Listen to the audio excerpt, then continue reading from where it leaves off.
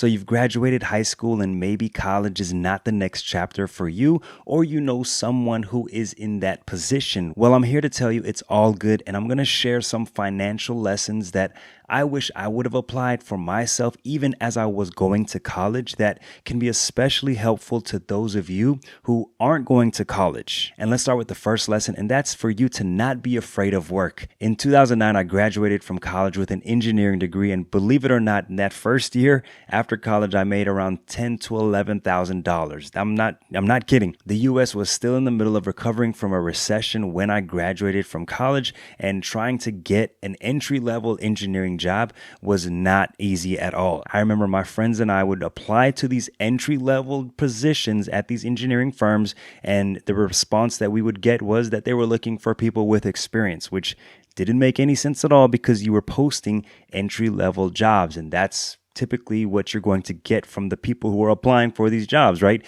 But that's what we were dealing with during that time. But that didn't stop me from working. That didn't stop me from showing up to the job that I had to continue to try to make money so that I could just get myself to the next step in my life. So don't be afraid to work, and just to have it as a placeholder until you figure out that next chapter, that next step that you're going to take, that's going to get you closer to your purpose. That's going to get you closer to the career that you want. The next big financial lesson that I would offer to young folks out there is to stay with your parents as long as it's possible. If you have parents who are willing to work with you, and maybe you could offer to cover a bill while you stay with them, or contribute to the mortgage and rent and stay with them, then be thankful for that. I personally would not want to make that a permanent situation, so just try to have a plan, try to better yourself each day, each month, learn a new skill or get a qualification, which is going to be a lesson that I talk about later in this video, but try to do something that's going to help you leverage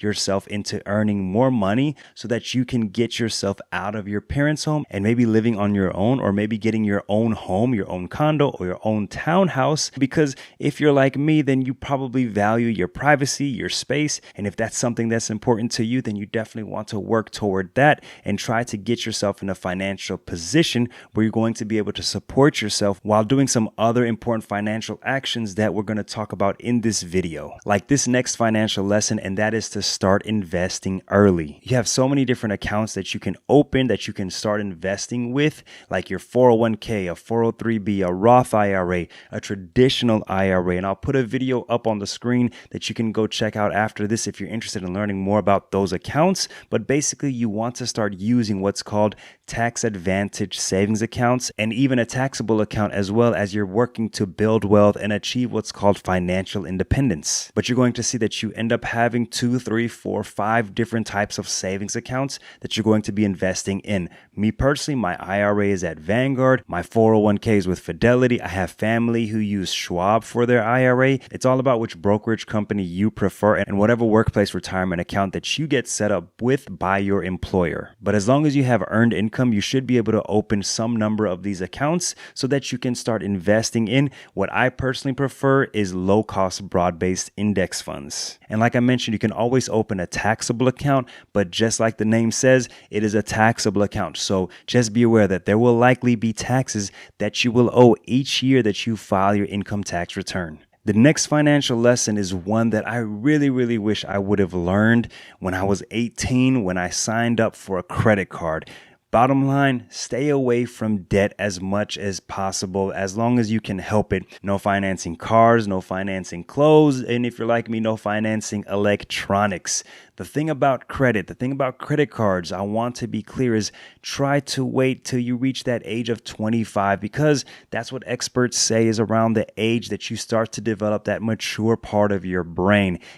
That part of your brain just hasn't fully developed, so you don't make mature choices until you reach around that age of 24, 25. And so that's my general rule for young people who ask me for financial wisdom. I really do believe that it's important to wait as long as possible until you have at least a steady job, at least have a steady income, until you can pay for those credit card bills and you don't maintain a balance. You have the cash to buy something, but instead, yes, you may want to use your credit card, but you know that you have the cash available to be able to pay off that balance right away in the next day or 2 or 3 when that expense gets posted in your account. You have the cash to be able to pay that off immediately. That's the big key. And I think that's where a lot of people get in trouble. They start to charge things against their credit card with the expectation of money that's going to be coming in that they can use to pay for that balance, to pay off that balance. But the older you get, the more you understand that things will happen. A car is going to break down. A friend or family member may need money and they're just in an emergency that you may have to help them out. That's going to cause a strain on your finances. So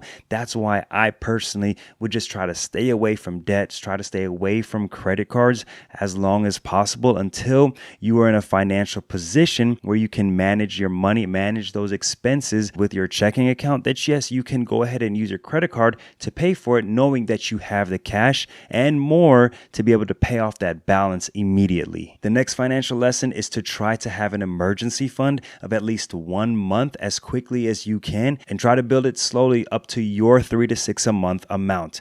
That will take time, but yes, you can do this. You can keep that money in what's called a high yield savings account that's FDIC insured and can earn more interest than compared to what your traditional banks would be offering. High yield savings accounts are great. I'll put a link in the description to a playlist that you can learn more about high yield savings accounts that I talk about. And basically, you can open a high yield savings account at so many online banks. In 2023, we're seeing so many of these high yield savings accounts come with a 4 to 5% APY, which means you can earn so much more than if you would have just kept that emergency fund at your traditional big name brick and mortar bank that's down the street. And that's just the reality. Right now, these online banks have an advantage for the savings accounts that they're offering because they have less overhead, less operating costs, that they're able to pass along a higher savings rate for us, the customers, that we get to benefit from. So definitely look into a high yield savings account if you just want to have a general savings account, but definitely look into a high yield savings account for your emergency fund. The next lesson that I want to share with you, which isn't necessarily a financial lesson, but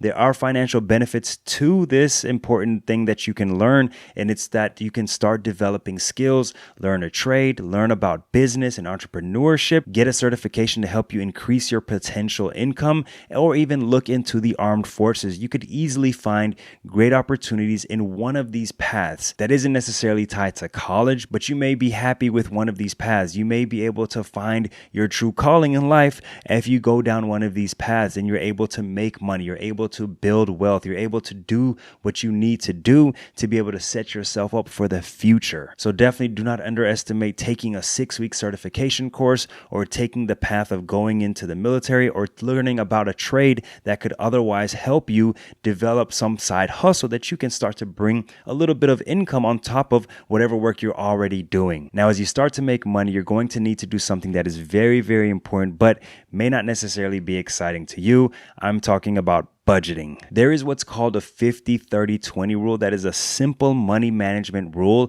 that you can apply to your finances. It's easy to learn, and it really does get you moving in the right direction toward financial independence. So to learn more about that rule, you definitely want to click on the video that you see on the screen right now. Otherwise, if you want to learn about an investing strategy, the investment strategy that I use in my portfolio, in one of my portfolios, then check out the other video on the screen right now. And I'll see you over there. Peace.